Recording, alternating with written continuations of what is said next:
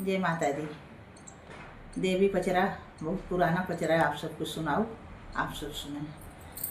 अढ़उल के फुलवा में कवन गुण हो माई गईलू लो भाई।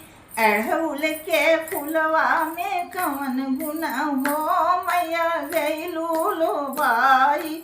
गईलू लो भाई मैया गईलू लो भाई। अढ़उल के फुलवा में कवन गुण हो माई गईलू लो भाई।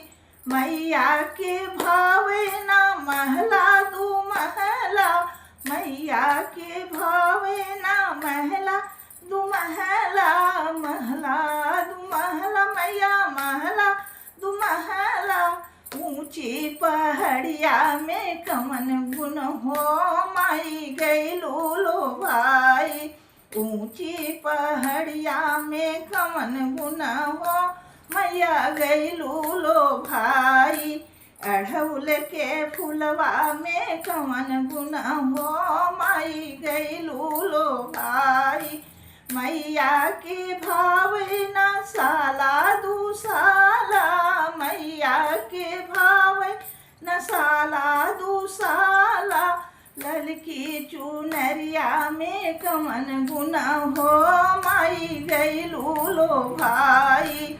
अढ़उल के फुलवा में कवन गुण हो मैया गईलू लो भाई। मैया के भावे न खाड़ा चिरौंजी। मैया के भावे न खाड़ा चिरौंजी। हलवा पूड़ी चना में कवन गुण हो मैया गईलू लो भाई।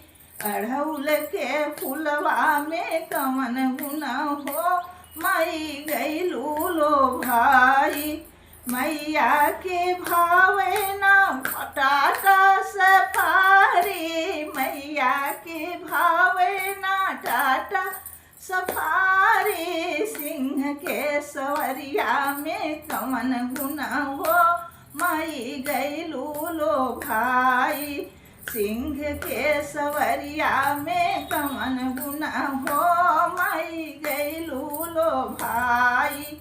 अढ़उल के फुलवा में कवन गुण हो मैया गईलू लो भाई।